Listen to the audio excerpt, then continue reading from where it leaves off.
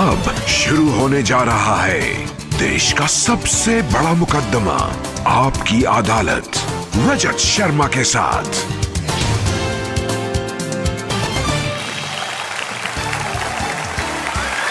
नमस्कार, thank you. आपकी अदालत में आपका बहुत बहुत स्वागत है। आपकी अदालत में आज मेरी मेहमान हैं एक ऐसी नेता जो अपनी बेबाकी से, अपने तर्कों से, अपनी बातों से हमेशा खबरों में बनी रहती हैं।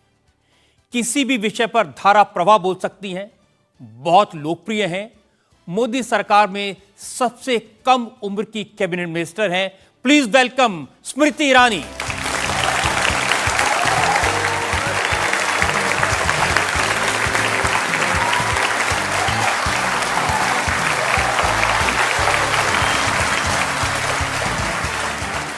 आपकी अदालत में इल्जामात और सवालात का सिलसिला शुरू करें इससे पहले आज के जज वरिष्ठ संपादक अजय उपाध्याय की इजाजत चाहेंगे आज की कार्रवाई शुरू करने के लिए। अदालत की कार्रवाई शुरू हो। और इससे पहले कि इल्जामात और सवालात का सिलसिला शुरू हो, एक नजर डालेंगे स्मृति ईरानी के बहुत इंटरेस्टिंग करियर पर। मैं स्मृति जुबिन ईरानी। स्मृति ईरानी मोदी सरकार में चाइल्ड एंड विमेन अफेयर्स और माइनॉरिटी अफेयर्स की मिनिस्टर हैं। स्मृति ईरानी की पहली पहचान बनी टीवी सीरियल क्योंकि सास भी कभी बहू में जबरदस्त अभिनय से। आदर्श बहू के रोल में स्मृति ईरानी लोगों के दिलों में उतर गईं। राजनीति में स्मृति ईरानी को नोटिस किया गया जब उन्होंने दिल्ली में चांदनी चौक से बीजेपी के उम्मीदवार के तौर पर लोकसभा का चुनाव लड़ा। इसके बाद बीजेपी की प्रवक्ता के तौर पर स्मृति ईरानी ने वाक्पटुता और हाजिर जवाबी से अपनी धाक जमाई। हिंदुस्तान भले ही आजाद हो गया हो, यह अमेठी की आजादी की जंग है। स्मृति ईरानी राज्यसभा की मेंबर बनी और मोदी सरकार में सबसे कम उम्र की कैबिनेट मिनिस्टर बनी। मैं स्मृति जुबिन ईरानी। पिछले लोकसभा चुनाव के दौरान स्मृति ईरानी ने 40 साल से गांधी नेहरू परिवार की सबसे पक्की सीट अमेठी में राहुल गांधी को हराकर सबको चौंका दिया।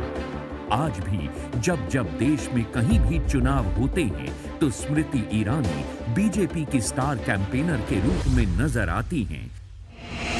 स्मृति ईरानी को हिंदी, बांग्ला, मराठी, गुजराती और पंजाबी में महारत हासिल है। लॉकडाउन लूट करेছে টিএমসি। पब्लिक स्पीकर के तौर पर इनकी डिमांड हर जगह होती है।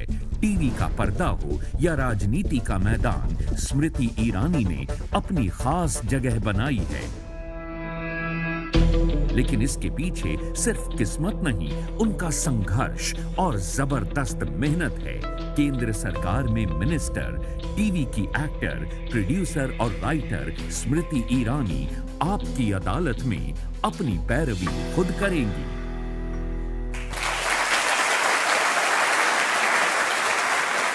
स्मृति जी, बहुत सारे रूप आपके हैं, लेकिन जो 8 साल आपने तुलसी बनकर लोगों के दिलों पर राज किया है, उसकी झलक देखी। आज भी वो सारी बातें याद आ गई और लोग बहुत मिस करते हैं। तो आप भी मिस करती हैं? रजत जी, माँ बेटे से फुर्सत नहीं मिलती, इसलिए सास बहू के लिए वक्त नहीं निकलता।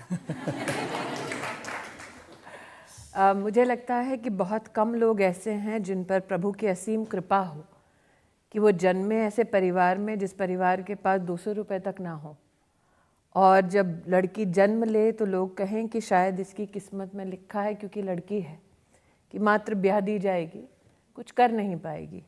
अब ऐसी लड़की जब ना सिर्फ देश की राजनीति में बल्कि देश की मीडिया में भी योगदान दे सके, तो मुझे लगता है एक महिला होने के नाते इसे मैं घमंड नहीं कहूँगी बल्कि हर लड़की का गौरव कहूँगी कि आप जब जब हमें चुनौती देते हैं तब तब हिंदुस्तान की बेटी या हिंदुस्तान की साधारण परिवार की लड़कियाँ इस प्रकार का हुनर भी रखती हैं, इस प्रकार का साहस भी रखती हैं और कहीं ना कहीं प्रभु की कृपा भी उन पर रहती है।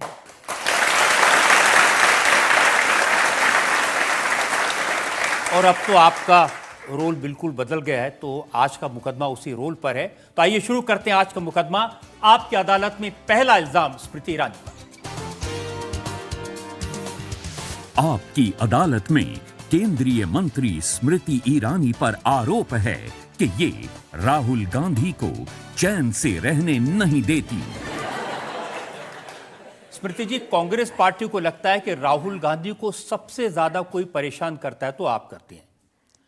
हाल ही में उन्होंने कहा कि जब वो लंदन में थे, उन्होंने वहां जो कुछ कहा उसको लेकर आपने अमर्यादित बयान दिया। अगर अपने राष्ट्र के संरक्षण के लिए मैं अपील करूं, अगर अपनी मातृभूमि के लिए मैं कहूं कि आप कोई शब्द जो निंदनीय हो उसका इस्तेमाल ना करें, अगर मैं ये कहूं कि मेरे देश को विदेशी मिट्टी पर जलील ना करो, तो ये अभद्र टिप्पणी कहाँ से है? उन्होंने तो ये कहा कि स्मृति ईरानी राहुल गांधी ट्रोल मंत्रालय की प्रमुख मंत्री हैं। देखिए, जो इस प्रकार का मुझ पर कटाक्ष करते हैं वो तो आज से 8 साल पहले कहते थे स्मृति हूँ।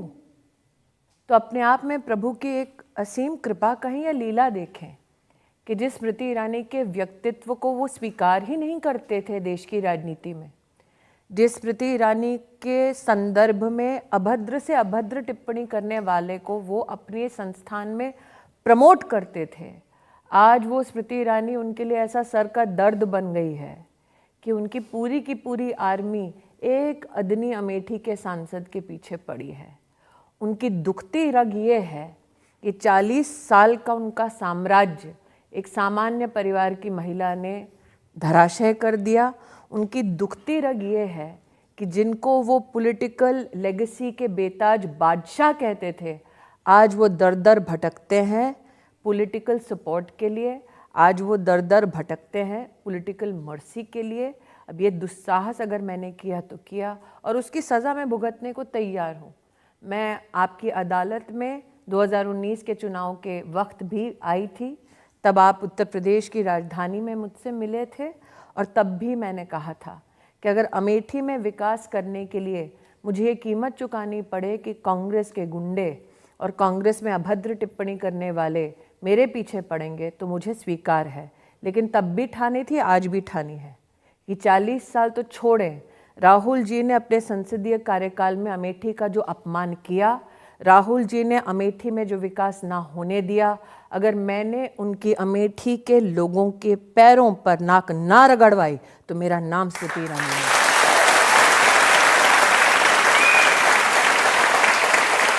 स्मृति जी, आजकल बात सिर्फ अमेठी तक नहीं रही, अब तो लंदन में जो बोलते हैं उस पर भी आपको आपत्ति है।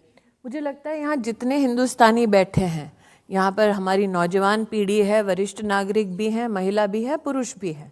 मैं आपसे पूछना चाहती हूँ, निश्चित रूप से हमारे घर परिवार में जब झगड़े होते हैं तो कहा जाता है घर का झगड़ा।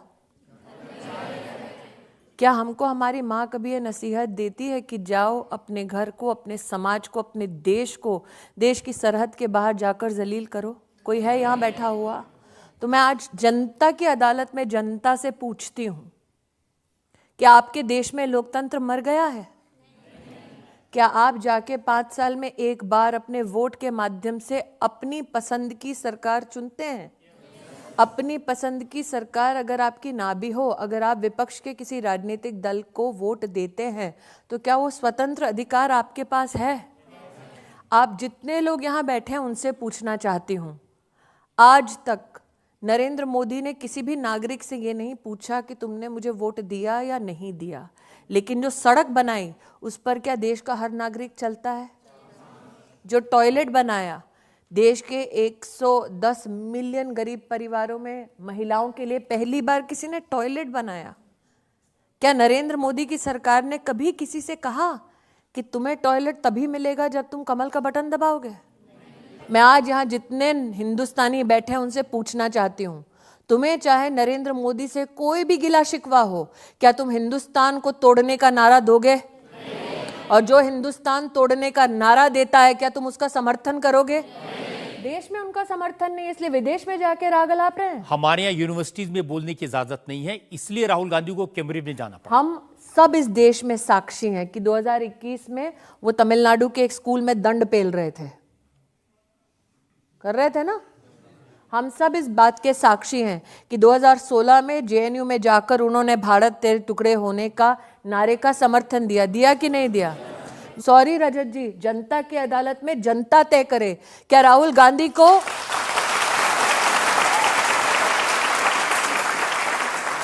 राहुल गांधी को जाकर विदेश में, उस देश में जिसने हिंदुस्तान को सालों साल गुलाम बनाया, उस देश में जाकर क्या आह्वान करना चाहिए था कि आओ अंतर्राष्ट्रीय ताकतें, आओ हिंदुस्तान को मजा चखाओ? ऐसा दुश्मन करता लेकिन है। स्मृति जी वो कहते हैं कि यहाँ की जो यूनिवर्सिटीज है उसमें बोलने नहीं देते, पार्लियामेंट में बोलकर बोलने, तो आए हिंदुस्तान के टुकड़े होने का पार्लियामेंट में बोलने नहीं देते। नारा तो देकर आए रजत जी। अगर आप उनके पार्लियामेंट में गतिविधि को देख लें, एक ऐसे व्यक्ति को राहुल गांधी और गांधी खानदान ने चुनकर भेजा है पार्लियामेंट में, जिसने सार्वजनिक वक्तव्य दिया है कि 4-6 मारो। मेरा आरोप है आज गांधी खानदान के ऊपर कि जिस उनके कांग्रेस के कार्यकर्ता ने सरेआम जाकर कहा कि 4-6 मारो, और किस धर्म के लोगों को मारो मैं नहीं बोलने वाली यहां पर, उनको चुनकर भेज रहे हैं गांधी खानदान के लोग। सब इस बात के साक्षी हैं। देश के उपराष्ट्रपति चेयरमैन हैं राज्यसभा के। हमारे देश में कभी ऐसा, मैं आप सब नौजवानों से पूछती हूं, टेबल पे चढ़ के उपराष्ट्रपति की कुर्सी पर बुक्स फेंको, कागज फेंको, that is the vice president of India, speaker of the house. हमारा स्पीकर नहीं, बीजेपी का स्पीकर नहीं, of the house of the people. You are the people. आप हो जिसके हम जनप्रतिनिधि और नौकर बन के जाते हैं। हम आपके नौकर हैं, और आपके जो नौकर हैं जो लोकसभा में जाएंगे, उस पीठ पर राहुल गांधी के निर्देश अनुसार, सोनिया जी के निर्देश अनुसार कागज फाड़ के स्पीकर के चेहरे पर फेंका जाता है। ये स्वीकार है क्या जनता को? स्मृति जी वो कहते हैं कि पार्लियामेंट में उनका माइक बंद कर दिया जाता है। अरे है नहीं, माइक कहां से बंद होगा?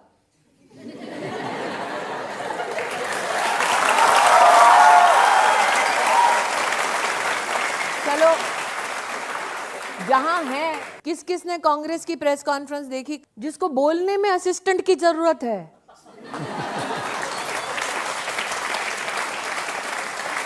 और मैं कहना चाहती हूं, आप जाकर देखें उस वक्तव्य को। उन्होंने पता है क्या कहा? उन्होंने कहा उनका दुर्भाग्य है कि वो मेंबर ऑफ पार्लियामेंट है। ये सब जनता है, पब्लिक है भैया, सब जानती है। अब गलती से मुंह से निकल गया, आपने उसको पकड़ लिया, बताइए।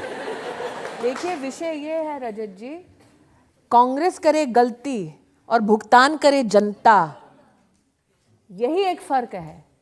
राहुल गांधी को अगर आप कांग्रेस की गलती कहते हैं तो उसको टैक्स पेयर क्यों भुगते? उसको देश क्यों भुगते? देश को जाकर विदेश में बदनाम क्यों करे? और बदनाम किया, झूठ बोला, लेकिन विदेशी ताकतों का आह्वान कर दिया कि आओ। ये यंगस्टर्स के बारे में दोबारा कहती हूँ रजत जी, हम विश्व की 5वीं सबसे बड़ी इकोनॉमी बन गए हैं। हमारी इकोनॉमी का और बड़ा होना मतलब इनका भविष्य उज्जवल होना। राहुल गांधी ने जाकर इनके ऊपर हमला किया है लंदन में। हम तो लड़ लेते हैं संसद में, हम लड़ लेते हैं चुनाव की युद्ध भूमि पर, इनके भविष्य पर हमला किया है। हमारे ऊपर आर्थिक इकोनॉमिक सैंक्शंस क्यों नहीं हो रहे? ये उनकी दुखती रग है। अगर हिंदुस्तान पर आर्थिक कोई विदेशी ताकत कटाक्ष करती है, अर्थतंत्र पर हिंदुस्तान के हमला होता है, इनके सपने धूमिल होते हैं। ये सिर्फ देश पर, मोदी पर नहीं, ये नौजवान पीढ़ी पर धावा बोला है। और आपको लगता है हम चुपचाप बैठकर तमाशा देखते रहेंगे? लेकिन पार्लियामेंट नहीं चलने देंगे। हम तो चलने दे रहे हैं, वो क्यों नहीं आके माफी मांगते? अब देश कह रहा है संसद तो कुछ सांसदों का जमावड़ा है, लेकिन वो संसद, उस पे ध्वजा हिंदुस्तान का लहराता है भाई।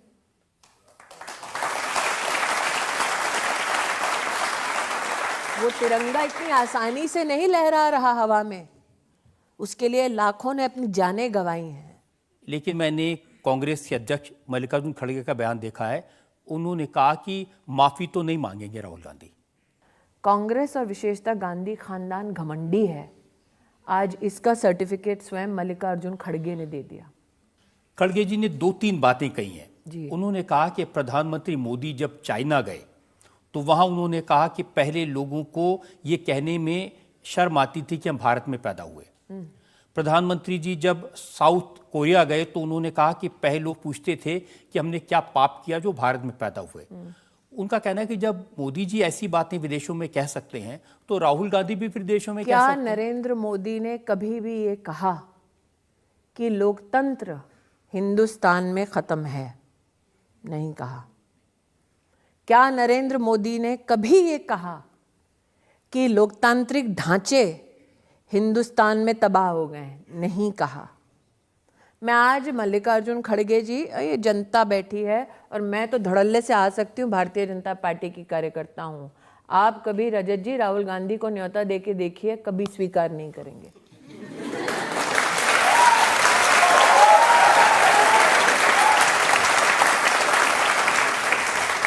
मैं आज पूछना चाहती हूँ कि जब कोयला लूटा जा रहा था कांग्रेस के राज में, तब क्या जनता आनंदित थी?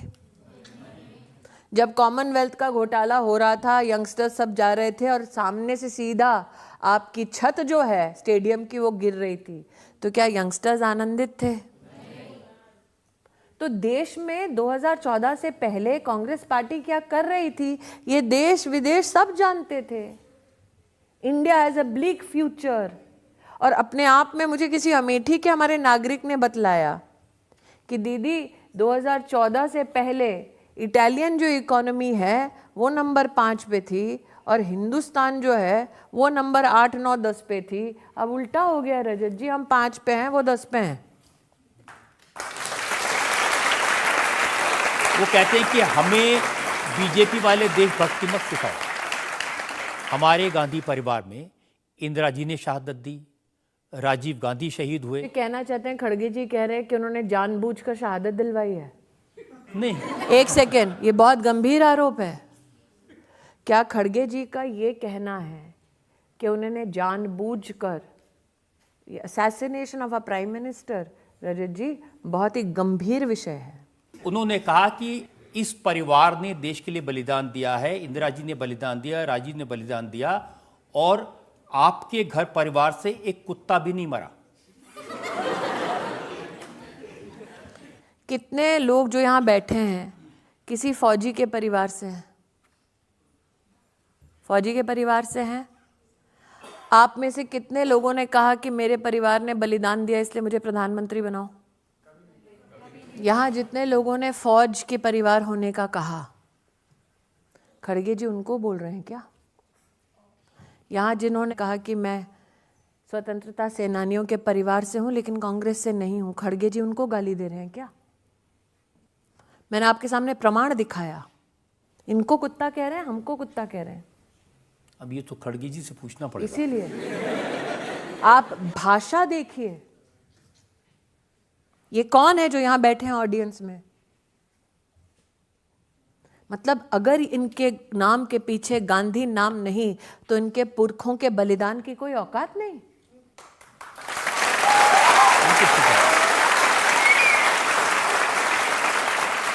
दूसरा एक और पूछ लेती हूँ, यहाँ सारे बच्चे बैठे हैं, बच्चे ही बोलूंगी अब मैं। तुम्हें अगर कोई कहे अपने देश के लिए तुम्हें कुछ कर गुजरना है, तुम में से कितने लोग अपने देश से उसकी कीमत मांगोगे? ये नया भारत है रजत जी, जो मल्लिकार्जुन खड़गे और राहुल गांधी को दिखाई नहीं देता। ये कीमत नहीं वसूलता अपने बलिदान की, ये कीमत नहीं वसूलता अपने योगदान की। ये वो भारत है जो आज से 25 साल का भारत कैसा होगा वो बनाने में ज़्यादा इंटरेस्टेड है।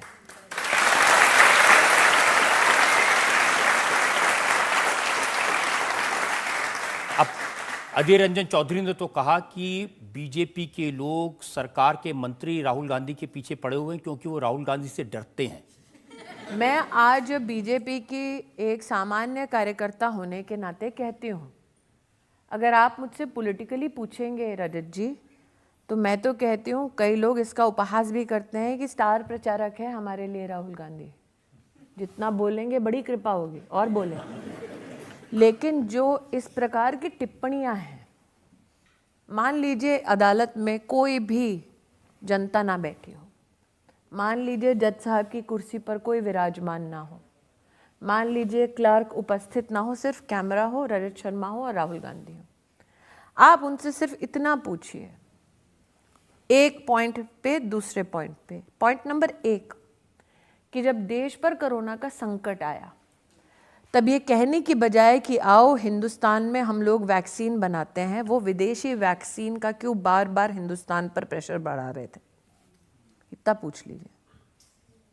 दूसरा उनसे पूछिए कि जब देश के प्रधानमंत्री ने कहा कि आइए हम लोग हर नागरिक को डिजिटल फाइनेंशियल ट्रांजैक्शन सिखाएं, तो क्यों राहुल गांधी के इशारे पर कांग्रेस के नेतृत्व ने कहा कि भाई ये हिंदुस्तान है, यहाँ गांव में किसी को फोन चलाना नहीं आएगा? क्या हिंदुस्तान का अपमान नहीं है? आज हम गौरव करते हैं कि यूपीआई के अगर आप साल 2022 का ट्रांजैक्शन देख लो, 126 लाख करोड़ रुपया का ट्रांजैक्शन साधारण हिंदुस्तानी ने, गांव में बैठे हिंदुस्तानी ने किया यूपीआई से।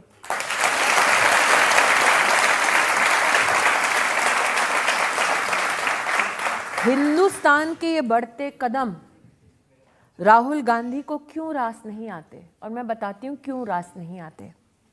2014 से पहले, और ये छोटे नहीं जो बड़े हैं वो समझेंगे, गरीब को अगर बैंक अकाउंट खुलाना होता तो बैंक का दरवाजा ही कभी नहीं खुलता, क्योंकि उसके पास ना कागज होते ना मिनिमम बैलेंस होता।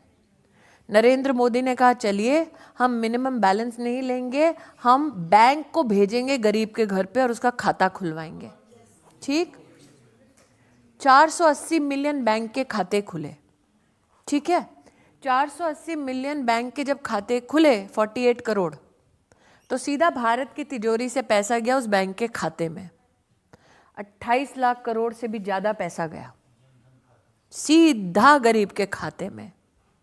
अब प्रश्न मैं आपके पास छोड़ती हूं, ये बैंक का खाता नहीं होता, 28 लाख करोड़ रुपया कहाँ जाने वाला था?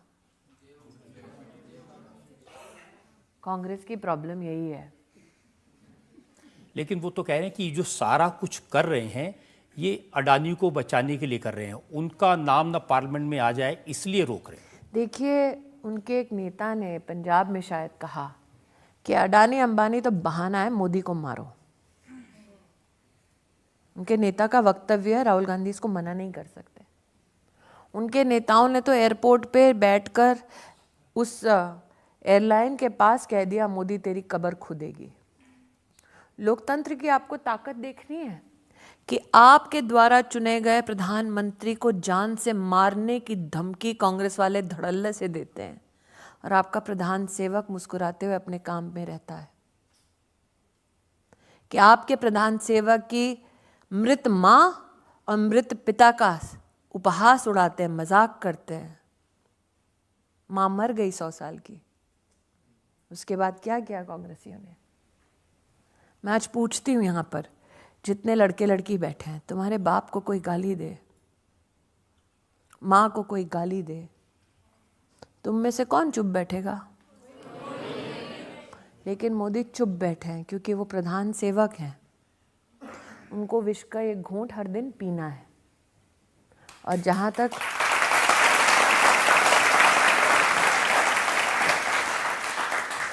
बात अडानी की है, अगर कहीं भूले बिसरे मिल गए आपको राहुल गांधी, तो उनसे 5 चीजें पूछिए। पॉइंट नंबर 1, जब उनकी माताजी मुखिया थी यूपीए की सरकार की, तो क्या उनकी सरकार ने अडानी को 72,000 करोड़ का लोन एक्सटेंड किया था? दूसरा क्वेश्चन, कि जिन गहलोत साहब को बहुत प्रेम करते हैं राहुल जी, क्या उन गहलोत साहब के साथ 60,000 करोड़ का इंडस्ट्रियल पैकेज अडानी जी ने राहुल जी के आशीर्वाद से किया था? तीसरा प्रश्न, जो उनको प्रेस कॉन्फ्रेंस में कैसे बोला जाना है वो सिखाते हैं, क्या उनके माध्यम से छत्तीसगढ़ में कोल का काम करने के लिए अडानी समूह को विशेष प्रावधान, सहायता, सहयोग कांग्रेस के राज्य में हुआ था? चौथा प्रश्न कांग्रेस को, कि जब 1990 के दशक में चिमनलाल जी ने पोर्ट बनाने के लिए गुजरात में जमीन दी, तब क्या मनमोहन सिंह वित्त मंत्री थे? पांचवा, 1985 में एग्जिम पॉलिसी राजीव गांधी ने बनाई और अडानी ट्रेडिंग हाउस बन गया। राजीव गांधी कौन है? पहले ये 5 सवाल कर लीजिए। ये सारी बातें अडानी जी खुद आपकी अदालत में कह गए थे, इन्होंने मुझे दिया था। अच्छा, तो मतलब जनता जानती है, अदालत जानती है, कटघरे में बैठी औरत जानती है, अगर कोई अनजान है तो सिर्फ राहुल गांधी।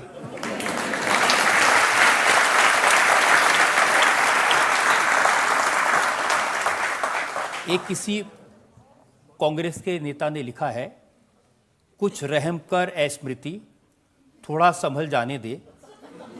राहुल कांग्रेस ही ने लिखा है। राहुल अगला जख्म भी सह लेंगे, पहला तो भर जाने दे।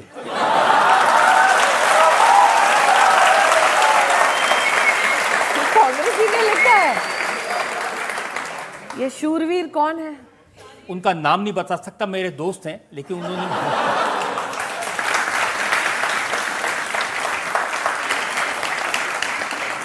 मुझे अच्छा लगा कि स्मृति हूँ से स्मृति रहम तक का सफर मैंने 9 सालों में पूरा कर दिया। तो राहुल गांधी ये समझेंगे नहीं और आप रहम नहीं करेंगी। मैं तो उनको आमंत्रण देना चाहती हूँ, आओ कुछ दिन तो गुजारो अमेठी में।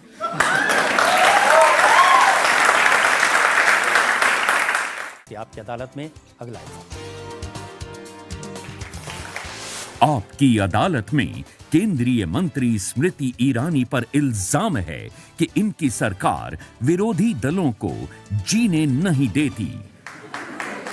स्मृति जी, इस मामले में सारे विरोधी दल एक हैं। सब कहते हैं कि सीबीआई, ईडी, इनकम टैक्स, इन्होंने हमारा गला दबाया हुआ है, जीने ही नहीं देते। सोनिया गांधी हो, राहुल गांधी हो, तेजस्वी यादव हो, मनीष सिसोदिया हो, सब कहते हैं कि उनका गला घोट रहे हैं सीबीआई और ईडी वाले। मैं रजत जी बड़ी विनम्रता से पूछ रही हूँ कि एक हैं जिन्होंने चारे में भी घोटाला किया, रेल में भी घोटाला किया, और घोटाले में लगभग 600 करोड़ रुपए के आसपास का मैंने अखबारों में पढ़ा है कि स्पॉइल्स ऑफ करप्शन पकड़ा गया, जिसके यहाँ पे 600 करोड़ का ऐसा आर्थिक वर्चस्व पकड़ा गया हो जो आपके पैसे की लूट हो, उसको क्या करना चाहिए? सलाखों के पीछे करना चाहिए, ये जनता की राय है, लेकिन सलाखों को पीछे करने के लिए या व्यक्ति को सलाखों के पीछे करने के लिए एक लीगल प्रोसेस और प्रोसीजर ऑफ इन्वेस्टिगेशन होता है। उसमें ना मैं हस्तक्षेप कर सकती हूँ, ना आप, ना जनता। और हमारे लोकतंत्र की सबसे बड़ी ताकत ही ये है कि आप इन्वेस्टिगेटिंग प्रोसेस को, जुडिशियल प्रोसेस को पूर्ण होना दें। तो अब अगर ऑपोजिशन कहता है कि ये प्रोसेस में गतिरोध लाने की ज़रूरत है क्योंकि वो ऑपोजिशन में है, तो मेरा तो मंतव्य यही है कि जब आप सत्ता में हो तो यूपीए लूटेगी, जब ऑपोजिशन में हो तो सफोकेट हो जाएगी, क्योंकि आपने करप्शन किया, करप्शन का पैसा नहीं पकड़ना चाहिए। देखिए, उनका तर्क क्या है मैं बताता हूँ। तेजस्वी यादव का जिक्र आपने किया, उन्होंने कहा कि 2017 में भी हमारे ऊपर रेड हुई थी, 8000 करोड़ का लेन देन पकड़ा गया था, हजारों करोड़ का मॉल बताया गया था, इसका कोई हिसाब नहीं हुआ। अब 800 करोड़ का हिसाब करने के लिए तो बुला रहे हैं, लेकिन शायद उन्होंने कहा है कि अभी उनके पास वक्त नहीं हिसाब करने का। अब वो बिजी हैं विधानसभा मैं आपसे पूछना चाहती हूँ, साधारण नागरिक यहाँ बैठे हैं, अगर पुलिस कभी बुलाए तहकीकात के लिए, आप में से कितने लोग पुलिस को कहेंगे सॉरी मैं बिजी हूँ? ऑपोजिशन की एक खासियत देखिए, पहले बोलेंगे सॉरी मैं बिजी हूँ, कल आना, फिर बोलेंगे सॉरी मैं बिजी हूँ, जब मैं कहूँ तब बुलाना, फिर कहते हैं कि अच्छा ठीक है मैं आज बिजी हूँ, आज बीमार हूँ, आज मैंने ऑक्सीजन लगा रखा है, लेकिन मैं सिंगापुर घूमूंगा और मेरे आसपास कोई ऑक्सीजन का टैंक नहीं होगा। तो मुझे लगता है कि आज हमारी सबसे बड़ी, मुझे लगता है, ताकत ये है कि मीडिया हो या सोशल मीडिया हो, जनता के पास तथ्य बहुत जल्दी पहुंच जाते हैं। देखिए, उनका कहना है कि ईडी ने 121 केसेस किए जब से मोदी जी की सरकार बनी, उसमें से 115 केसेस, 95% केसेस विरोधी दलों के नेताओं के ऊपर है। देखिए, अगर उन्होंने सत्ता की कुर्सी पर बैठकर देश को लूटा है तो देश क्या चाहता है कि उनको छोड़ दें? और जहां तक मोदी जानबूझ के ऑपोजिशन को सफोकेट कर रहे हैं, 9 साल हो गए साहब, इन्वेस्टिगेशन को अपना समय निकालना पड़ता है। अगर वाकई में दुश्मनी का कोई ना कोई परिचय देना होता तो 9 साल दामाद जी घूम रहे होते खुले। वो कहते हैं जो बीजेपी में आ गया वो साफ हो गया। हिम्मत विश्वकर्मा हो, दामाद जी बीजेपी में है। शुभेंदु अधिकारी, ये सब वॉशिंग मशीन में आके साफ सुथरे हो गए, धुल गए। ये तो जनता आपसे पूछती होगी कि राहुल जी के दामाद जी क्या बीजेपी में है? नहीं है ना। अब उनके ऊपर जो भी करप्शन का आरोप है या गांधी परिवार के ऊपर जो करप्शन का आरोप है, गांधी परिवार भी तो बेल पर बाहर है ना। इसका मतलब क्या हुआ? अगर उनके ऊपर दोषारोपण में कोई तथ्य नहीं होता तो केस खारिज नहीं हो जाता। ये तो तेजस्वी यादव ने कहा कि अगर लालू जी बीजेपी के साथ हाथ मिला लेते तो देश के राजा हरिश्चंद्र हो जाते और चारा घोटाला भाईचारा हो जाता। मतलब कि तेजस्वी का ये कहना है कि उनके पिता इस वक्त हरिश्चंद्र नहीं है।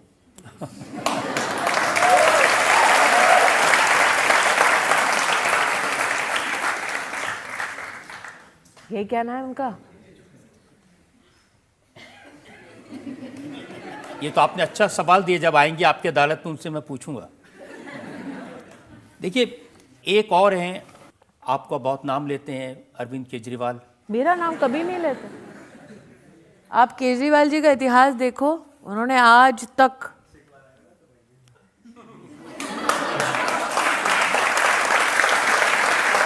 उनका कहना है कि मनीष सिसोदिया पर एक के बाद एक केस फाइल किए जा रहे हैं, उनको जेल से निकलने कल नहीं तो वो देंगे। बैठकर दिल्ली में कह रहे थे मनीष के बारे में कोई सवाल मत करो। हाँ, कूड़े के ढेर के पास। हाँ। वहां तो वो कह रहे थे कि कूड़े की बात करो, बाकी मनीष की बात तो रोज करते हैं। मतलब राजनीतिक कूड़े की बात मत करो, कूड़े कूड़े की बात करो।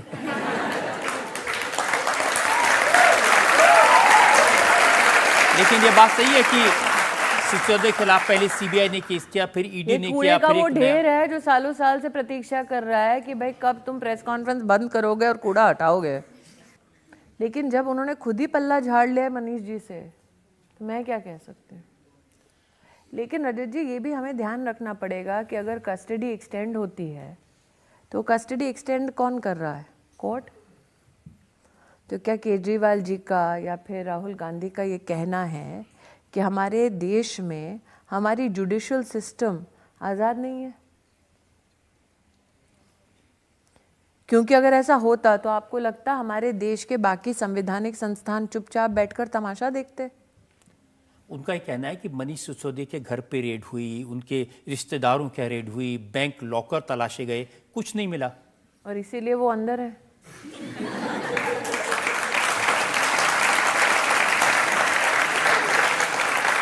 वही तो कह रही हूँ, जब ये विषय लेकर कोर्ट के सामने गए होंगे, कोर्ट ने कुछ तो तथ्य ऐसे देखे होंगे। मैं ना कोर्ट हूँ ना एजेंसी हूँ, लेकिन कॉमन सेंस ये कहता है कि कोर्ट के पास जब वो लेकर गए अपना केस तो केजरीवाल जी ने अपना पक्ष रखा, एजेंसी ने अपना पक्ष रखा और कोर्ट ने निष्पक्षता से अपना जो भी निर्णय था दिया। इसका मतलब कोई तो ऐसा एविडेंस होगा जो हम नहीं जानते लेकिन कोर्ट जानते हैं। केजरीवाल जी कहते हैं कि मनीष सिसोदिया को अब आप जेल से निकलने नहीं देंगे। देखिए, पहले केजरीवाल जी ही कहते थे डाल ना जेल में। अब एजेंसी उनकी इच्छा को पूरा कर रहा है तो वो एजेंसी से नाराज है। और अगर जेल की बात करें तो मनीष जी तो छोड़ दीजिए, आपने सत्येंद्र जी को नहीं देखा क्या ठाठ से जेल में रह रहे हैं। मुझे लगता है कहीं ना कहीं एक वादा करके आए थे अरविंद केजरीवाल कि देश की राजनीति में एक नई सोच ला कर देंगे। आज मैं जनता से पूछती हूँ, क्या वादा खिलाफी की? क्या भ्रष्टाचार की नई परिभाषा केजरीवाल ने लिखी? लेकिन मनीष सिसोदिया, वो उनका दावा है कि शिक्षा का बहुत अच्छा काम कर रहे थे। शिक्षा और शराब दो अलग चीजें हैं। हाँ, शिक्षा के अच्छे काम को रोकने के लिए उनको शराब घोटाले में पकड़ लिया। शिक्षा में अच्छा काम करने के लिए क्या उन्होंने शराब में घोटाला किया था, ये क्वेश्चन है। अगर इतना अच्छा था तो कैंसिल क्यों किया? दोबारा पूछ रही हूँ, शिक्षा में अच्छा करने के लिए मैंने शराब में घोटाला किया, ये आपको मंजूर है क्या? नहीं, ये तो नहीं कहा उन्होंने कि शिक्षा के लिए। इसलिए तो कह रही हूँ, आप कह रहे शराब घोटाले में इसलिए मत पकड़ो क्योंकि उन्होंने घोटाला किया शराब में, लेकिन शिक्षा अच्छी दी है। नहीं, वो कहते हैं घोटाला हुआ ही नहीं, नहीं। वही तो मैं कह रही हूँ। आप कह रहे हैं कि घोटाला नहीं हुआ, तो कोर्ट क्या कर रही थी जब पक्ष उनके सामने तथ्य लेकर गया? कोर्ट गलत है क्या? केजरीवाल जी का ये कहना है। अब वो तो ये भी नहीं कह सकते,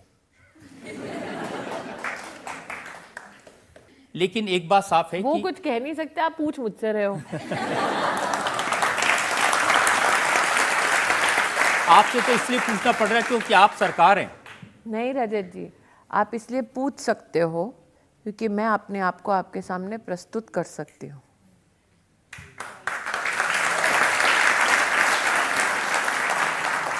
जो दो लोगों के बारे में आप चर्चा कर रहे हो, इस ऑडियंस में मैं नहीं जानती, इन यंगस्टर्स को तो बिल्कुल नहीं जानती, कहाँ से है नहीं पता। लेकिन हाल ये है कि अगर आप ऐसे ही यंगस्टर्स के बीच में, जिसमें केजरीवाल जी का या आम आदमी पार्टी का कोई हस्तक्षेप ना हो, उनके सामने करके दिखा दीजिए अदालत।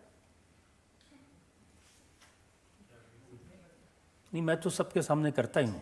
आप करते हैं, आप करते हैं, वो आते नहीं। आपकी अदालत में अगला हिस्सा। आपकी अदालत में केंद्रीय मंत्री स्मृति ईरानी पर आरोप है कि इनके राज में मुसलमानों को डराया जाता है। स्मृति जी, आप माइनॉरिटीज अफेयर्स की मिनिस्टर हैं। जब आप मंत्री बनी उसी दिन पहला इल्जाम यह लगा कि एक संघ परिवार की एक कट्टर हिंदू महिला को माइनॉरिटीज का मिनिस्टर बना दिया। ऐसा इतिहास में पहले कभी नहीं हुआ। नहीं, बंगाल में हुआ। ममता जी के पास दायित्व था अल्पसंख्यक का, और चुनाव में जितना वो दुर्गा पाठ कर रही थी तो उनके धर्म का तो आपको अंदाजा हो ही गया होगा। तो why is it okay for दीदी बट नॉट ओके फॉर? केंद्र सरकार में शायद पहले मुस्लिम ही माइनॉरिटीज के मिनिस्टर बनते रहे देखिए, हैं। पहली बात, माइनॉरिटी का मतलब मुस्लिम, क्रिश्चियन, पारसी, जैन, बौद्ध, सिख, और मैं पारसी परिवार में ब्याही हूं।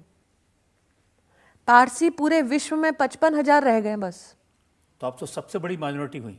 लेकिन मैं आभार व्यक्त करती हूं कि उन्होंने जब हमसे चर्चा की तो कहा, an Indian can not be a minority in his और हर ओन कंट्री। ये मेरा देश है भाई, इसमें बहुसंख्यक हिंदुस्तानी है। हिंदुस्तानी अपने देश में आप उसका कद छोटा करते हो, क्यों? मैं अपने संवैधानिक और प्रशासनिक इतिहास के माध्यम से कह सकती हूँ रजत जी, जब मैं शिक्षा मंत्री थी, आईआईटी का काउंसिल था, तब आईआईटी के काउंसिल में पहली महिला चेयरपर्सन इस सरकार ने जो चिन्हित की, उनका नाम है टेसी थॉमस। इसलिए नहीं चिन्हित की क्योंकि वो एक क्रिश्चियन महिला है, इसलिए क्योंकि she is the missile woman of India, Tessy Thomas.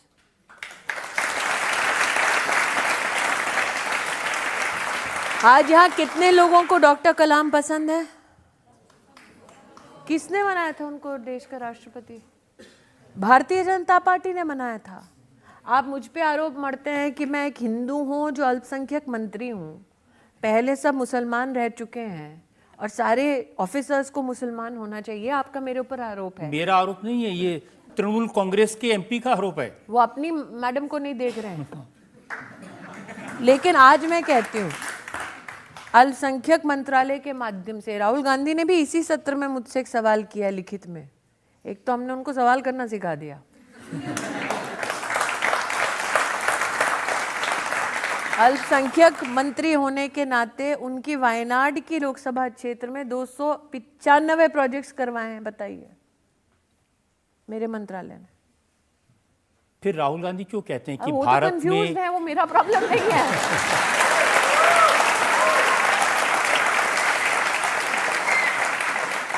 London में उन्होंने कहा कि कंफ्यूज्ड है, कोर्ट पे जनेऊ पहनते हैं, इतने कंफ्यूज्ड है, अपना गोत्र नहीं बता पाते हैं। और मैं आज मतलब मुझे बहुत खेद है इस बात का रजत जी, मेरी आज तक राजनीति में कभी किसी ने गोत्र जात नहीं पूछा था। किसने कहा था उनको ये चुनावी हिंदू बनने का ढोंग करने के लिए? किसी ने बोला था आप में से? प्रमाण मांगा था? नहीं। वो धर्म को देश की राजनीति में एक राजनीतिक हथियार बनकर इस्तेमाल कर रहे हैं। कुछ बातें आपको असदुद्दीन ओवैसी साहब को भी बतानी पड़ेंगी, क्योंकि ओवैसी साहब कहते हैं कि पूरे देश में हेट क्राइम हो रहा है, दाढ़ी और टोपी देखकर लोगों को मारा जा रहा है, पीटा जा रहा है। ओवैसी भाई के बारे में भी उन्होंने एक कटाक्ष मुझ पे किया कि स्कॉलरशिप बंद कर दी कक्षा 1 से 8। कक्षा 1 से 8 देश में मुफ्त की शिक्षा मिल रही है, तो जो मुफ्त की शिक्षा उसमें स्कॉलरशिप देते हैं क्या? स्टूडेंट्स बैठे हैं, पूछिए। आप कांग्रेस के कार्यकाल में सिर्फ अपीजमेंट के नाम पे अल्पसंख्यक छात्रों को कक्षा 1 से 8 स्कॉलरशिप दे रहे थे, जहां पर स्कॉलरशिप की दरकार नहीं है, जहां की शिक्षा फ्री है। मैं कहती हूं कि भाई मत करिए, सभी छात्रों को मुफ्त की शिक्षा मिल रही है। तो उन्होंने कहा कि आप अल्पसंख्यक विरोधी हैं। उन्होंने कहा कि 40% आपका बजट कम कर दिया अल्पसंख्यक क्योंकि मैं मंत्रालय का। पैसे जो दे रही थी जिस चीज के लिए, जब वो एग्जिस्ट नहीं करती तो मैं 40% बजट बढ़ा के करूंगी क्या? वो जनता का पैसा है, जनता का पैसा मैं रोक के करूंगी क्या, ताकि मेरी राजनीति चमकती रहे? आज जब हम बजट में सुनते हैं कि 150 से ज्यादा नर्सिंग कॉलेज बनेंगे, 150 से ज्यादा मेडिकल कॉलेजेस के समकक्ष, उसमें हम कहते हैं क्या सिर्फ एक ही विशेष धर्म के लोग यहां पढ़ सकते हैं? नहीं। अब कांग्रेस पार्टी या तृणमूल कांग्रेस ये बार बार आरोप इसलिए मढ़ती है क्योंकि उनकी राजनीति देश के विभाजन पर चलती है। अगर खड़गे साहब को बहुत उपलब्धियां अपने माथे लेनी है तो इस देश के राजनीति के माध्यम से, एक खानदान की राजनीति के लिए मेरे देश का बंटवारा कर दिया उस खानदान ने, यह उनके ऊपर आरोप है और धर्म के नाते उन्होंने बंटवारा कराया। और खड़गे साहब को आप कहिए कि ये तमगा लेके गांव गांव गली गली घूमे, स्वीकार करें और देश की जनता के चरणों में माफी मांगे कि इस देश को, इस भूमि को हमने धर्म के आधार पर बंटने दिया ताकि सिर्फ एक विशिष्ट व्यक्ति देश का प्रधानमंत्री बन सके। बोल सकते हैं क्या आप? खड़गे जी इसके ऊपर चर्चा नहीं करेंगे? वो बताएंगे कि राहुल जी ने कहा कि इस देश में मोदी जी तो सेकंड ग्रेड सिटीजन मानते हैं मुसलमानों को। वो अपनी राजनीति के लिए ये सब कह रहे हैं। कांग्रेस ने धरती का बंटवारा, देश का बंटवारा होने दिया। कांग्रेस बार बार हिंदुओं पर कटाक्ष करती है और हिंदू को सेकंड क्लास सिटीजन मानती है कांग्रेस पार्टी। इसीलिए मनमोहन सिंह ने कहा था देश के जितने भी संसाधन हैं उस पर देश का हक नहीं, एक विशिष्ट समुदाय का हक है। ये क्या बंटवारे की राजनीति नहीं है? स्मृति जी, आज ओवैसी साहब बार बार कहते हैं कि मुसलमानों को ऐसा लगता है कि वो एक खुली जेल में रह रहे हैं और उनका जीना दूभर है। बुलडोजर चलते हैं तो मुसलमानों की प्रॉपर्टी पे, जांच होती है तो मदरसों की जहां तक जांच की आप बात कह रहे हैं, एक विशेष राज्य में कानून व्यवस्था की दृष्टि से क्या कदम लिए जाते हैं उस पर टिप्पणी ना करते हुए, मैं जानबूझकर इसलिए टिप्पणी नहीं कर रही हूँ क्योंकि निश्चित रूप से योगी जी भी पधारेंगे किसी न किसी दिन अदालत में। मैं नहीं जानती, आई एम सॉरी, यहाँ पर कौन किस धर्म का है। मैं पूछना भी नहीं चाहती आप में से कौन अल्पसंख्यक परिवार से है, लेकिन आपके निश्चित रूप से अल्पसंख्यक परिवारों में मित्र होंगे। क्या आपके मित्रों को देश खुली जेल लगता है? और ओवैसी साहब जो इस प्रकार का आरोप मढ़ते हैं, मैं उनको राहुल गांधी के एक स्टेटमेंट पर ध्यान आकृष्ट करना चाहती हूँ। राहुल गांधी जम्मू गए शायद जनवरी के आखिरी सप्ताह में। उनका अगर आप अंबेडकर ग्रुप को वक्तव्य पढ़ें तो आपको समझ आएगा। उन्होंने कहा मीडिया कहती है देश में कटुता का पूरा वातावरण है, लोग एक दूसरे के जान के प्यासे हो गए हैं, लेकिन राहुल गांधी का ये कहना है कि मैं पूरा देश घूम चुका, एक भी व्यक्ति ने आकर मुझसे ऐसी शिकायत नहीं की, बड़ा ही सौहार्द का वातावरण। तो ओवैसी साहब मुझे ना माने, राहुल गांधी की सुन लें। क्या माइनॉरिटी मिनिस्टर के तौर पे आप देश के जो हमारे मुस्लिम भाई बहन हैं उनको कह सकते हैं कि उनको डरने की जरूरत नहीं, उनके लिए मैं दोबारा कह रही हूँ कि जहाँ भय का माहौल ना हो वहाँ इस प्रकार का माहौल अर्जित करने का प्रयास ना करें। ये नहीं है वो शेर आए शेर आए शेर आए वाली कहानी, वही कांग्रेस पार्टी कर रही है। शेरा शेरा शेरा। और इसीलिए कांग्रेस पार्टी हर जगह हार रही है, क्योंकि उनकी राजनीति खौफ पर आधारित है, हमारी राजनीति राष्ट्रनीति विकास पर आधारित है। यही फर्क है। मेरा सवाल स्मृति जी से ये है कि हम आजकल टीवी चैनल्स के थ्रू या मीडिया में देख रहे हैं कि ज़्यादातर नेता लोग मंदिर जा रहे हैं, पूजा कर रहे हैं, तो अचानक से ये बदलाव क्यों देखने के लिए मिल रहा है? आपका इस बारे में क्या कहना है?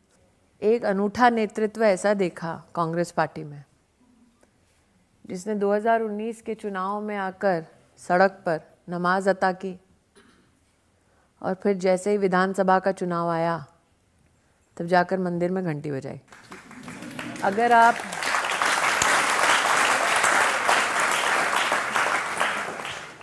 अगर आप मात्र धर्म की बात करें तो इस्लाम में मूर्ति पूजन वर्जित है। मेरा तो आग्रह है कि जो लोग इस प्रकार की विविध राजनीतिक एडवेंचर्स करते हैं वो राजनीति का मजाक उड़ाएं, चलेगा, धर्म का मजाक उड़ाना बंद करें। आज मैं आपके सम्मुख हूँ, लेकिन निश्चित रूप से आप मेरा गोत्र नहीं जानते। लेकिन कोई राहुल गांधी का गोत्र पूछे ऑडियंस में, 2-3 लोग निश्चित बता देंगे। फर्क यह है कि ये सवाल, जैसे कि आपने कहा, उत्पन्न कैसे हुआ। इसीलिए हुआ कि जब जब हम कहते थे कि 3 करोड़ लोगों के लिए घर बनाया, वो धर्म की बात करते थे। जब जब हम कहते थे 10 करोड़ लोगों को आयुष्मान भारत दिया, वो धर्म की बात करते थे। जब जब हम कहते थे कि 11 करोड़ महिलाओं को टॉयलेट बनाकर दिया, वो धर्म की बात करते थे। जब जब हम कहते थे कि 32 करोड़ मुद्रा योजना का लोन दिया, वो धर्म की बात करते थे। लेकिन धर्म का पालन तब नहीं किया जब विदेश में जाकर हिंदुस्तान को गाली दी। तो ये जो कोट पर जनेऊ पहनकर घूम रहे हैं, उनको अपने धर्म के बारे में शायद एक चीज़ नहीं पता कि प्रभु राम ने कहा था, जननी जन्मभूमिश्च स्वर्गादपि गरीयसी। मेरी जननी जन्मभूमि स्वर्ग से भी महान है। और ये तब कहा जब सोने की लंका उनको अर्पित की जा रही थी। उन्होंने कहा, मुझे नहीं चाहिए, मेरा देश, मेरी मातृभूमि स्वर्ग से महान है।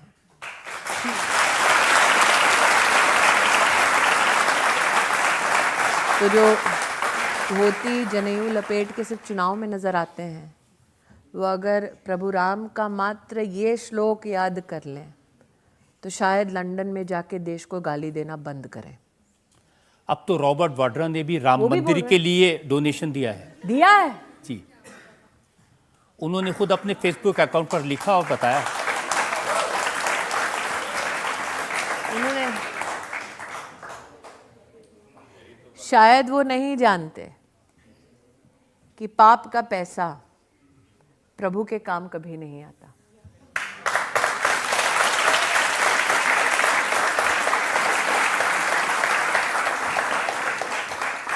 लोगों ने टीवी पर महबूबा मुफ्ती को शिव मंदिर में जाकर जल चढ़ाते देखा। इसीलिए लोग पूछ रहे हैं ये कैसे हृदय परिवर्तन हो रहा है लोगों का। कहते हैं ना, मोदी है तो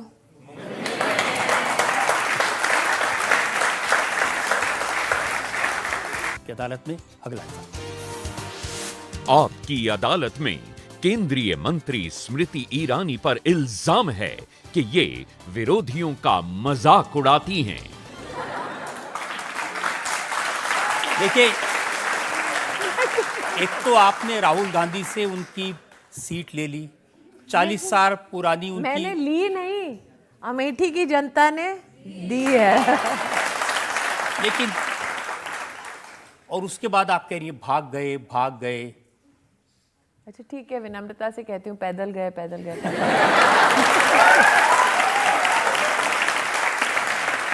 और सबसे बड़ा मजाक आपने क्या, आपने उनकी एक तस्वीर अपनी इंस्टाग्राम पर डाली, वो मेरा लोगों को दिखाना चाहता हूं। ये देखिए, उल्टा कर दिया आपने राहुल गांधी को। बताइए, चोगे में भगवान का नाम कोई उल्टा पहनता है? और आपने लिखा अब ठीक है। अब जनता बताए, जब नाम उल्टा लिखे हैं तो फिर सीधा करना ठीक है? अब उनकी पार्टी के लोग आज उनको तपस्वी कहते हैं, तपस्या कर रहे थे वो। शहजादे को तपस्वी बना दिया, वही जनता की उपलब्धि है। तपस्या के बारे में उन्होंने कुछ कहा है और कुछ सवाल पूछे, मैं चाहता हूं कि वो आप सुने और डायरेक्टली उसका जवाब दें। भगवान, सुनने तो सुनिए जरा। भीम, ये लोग कौन थे? ये लोग तपस्या करते थे। ये लोग तपस्या करते थे। इस धरती पे नफरत फैलाई थी क्या? आपने महाभारत पढ़ी है क्या? उसमें लिखा है कि पांडवों ने डिमोनेटाइजेशन किया क्या? नोटबंदी की थी क्या? गलत जीएसटी लागू की थी क्या? कभी करते? कभी नहीं करते। क्यों नहीं करते? क्योंकि वो तपस्वी थे। जैसे आप बताइए कि पांडव जीएसटी ने लगाई, पांडवों ने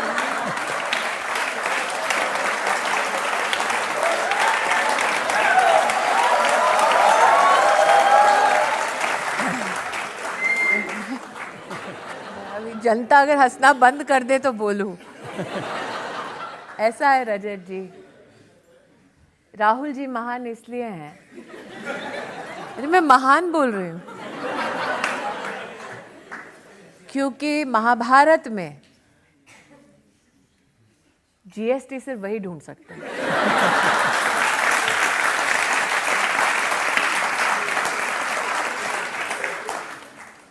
गीता का उपदेश ना सुनकर पांडवों से या कृष्ण भगवान से नोटबंदी पर व्याख्यान की अपेक्षा वही कर सकते हैं। लेकिन आप सब हंस रहे हैं, मैं आपका ध्यान एक बात पे आकृष्ट करना चाहती हूँ। जिनका आपने अभी क्लिप देखा वो एक राजनीतिक परिवार में पले बढ़े हैं। इसका मतलब राजनीति उनके दिनचर्या से अछूती नहीं है।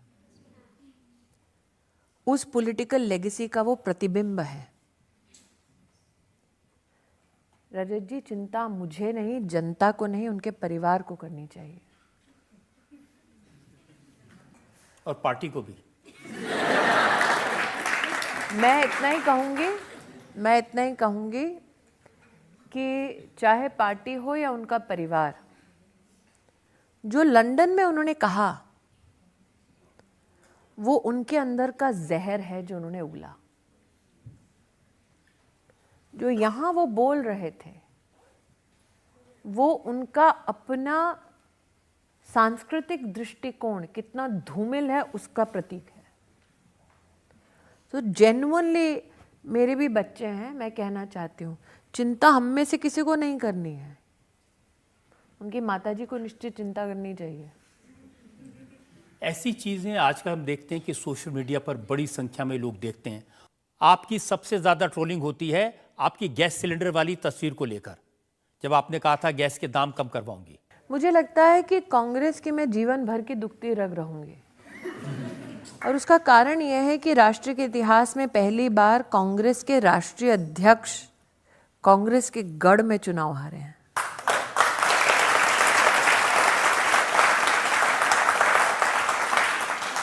और ये लोग जो थोड़ी बहुत टिप्पणियां कर रहे हैं तो फिर भी उदार हैं रजत जी। कांग्रेस के कई नेताओं ने मेरा चरित्र हनन भी किया है, उनको गांधी खानदान तुरंत प्रमोशन दे देता है। तो मैं तो इतना ही कहूंगी कि जो भी कांग्रेसी को लगता है कि मुझ पर अभद्र टिप्पणी करने से, मेरा मीम बनाने से अगर तुम्हारा प्रमोशन हो जाए तो चलो भाई, तुम्हारा भी भला कर देते हैं। लेकिन आप अपने बारे में, अपने अलग अलग मूड्स पार्लियामेंट में होंगे, उसको आप सोशल मीडिया पर डाल देते हैं।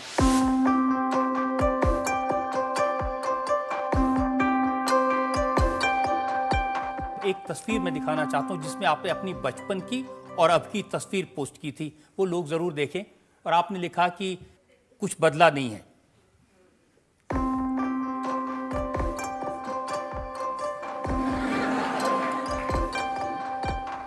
अंदाज वही, तेवर वही।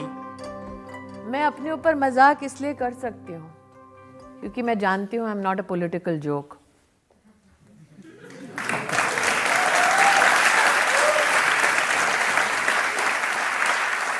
फाइनल लास्ट सवाल, हम एक सवाल और लेंगे बस। हाँ, मेरा सवाल आपसे ये है कि सुनने में आ रहा है आने वाले लोकसभा चुनाव में अमेठी से प्रियंका वाड्रा आपके अगेंस्ट चुनाव लड़ने का प्लान कर रही हैं, तो आप इसको कैसे देखते हैं राहुल गांधी के कंपैरिजन में? वो कितना मुश्किल होगा आपके लिए? सुनने में आया कि उनको 2019 में बनारस से लड़ना था। अब मुझे खुशी है कि बनारस में उनको लग नहीं रहा कि उनकी दाल गलेगी। तो पहले तो उनको बहुत आभार कि बनारस में कांग्रेस जीत नहीं सकती मोदी के सामने, ये स्वीकार करने के लिए। और जहाँ तक कि वो अब जाएंगी अमेठी से लड़ेंगी, बीजेपी से कौन लड़ेगा शर्मा जी मैं नहीं जानती 24 में, लेकिन इतना ज़रूर जानती हूँ कि ख़ानदान से कोई भी लड़े, हराने का सौभाग्य मुझे ही प्राप्त होगा।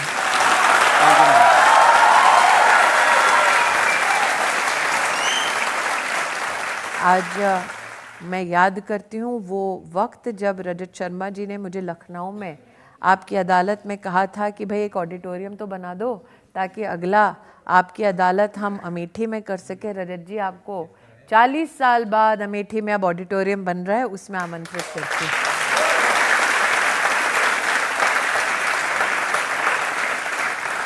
आपकी अदालत में आज हमने मुकदमा चलाया स्मृति ईरानी पर। उनसे पूछा राहुल गांधी के बारे में, अमेठी के बारे में, माइनॉरिटीज मिनिस्ट्री के बारे में और विरोधी दलों के बाकी सारे आरोपों के बारे में। स्मृति ईरानी ने हर सवाल का बेबाकी से जवाब दिया। अब वक्त है आपकी अदालत में आज के जज अजय उपाध्याय के फैसले का। आज की अभियुक्त स्मृति ईरानी बहुत चतुर अभियुक्त हैं।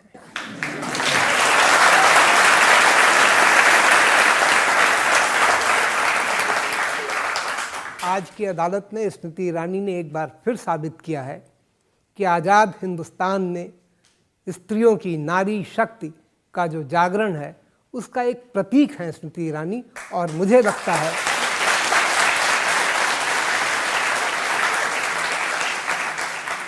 कि एक सामान्य घर से एक ऊंचे ओहदे तक पहुंचना और ये कहना कि I am not a political joke, ये एक बहुत बड़ा बोल्ड स्टेटमेंट है। ये कहने की हिम्मत होनी चाहिए। और छोटे पर्दे की तुलसी से इस तरह के बयान आएंगे, इससे ये साबित है कि भारतीय नारी राजनीति में अपने हिस्से का आधार समझने लगी है और शायद वो आगे आने वाले दिनों में लोगों को स्थान देना होगा। और अदालत उनको सभी आरोपों से मुक्त करती है।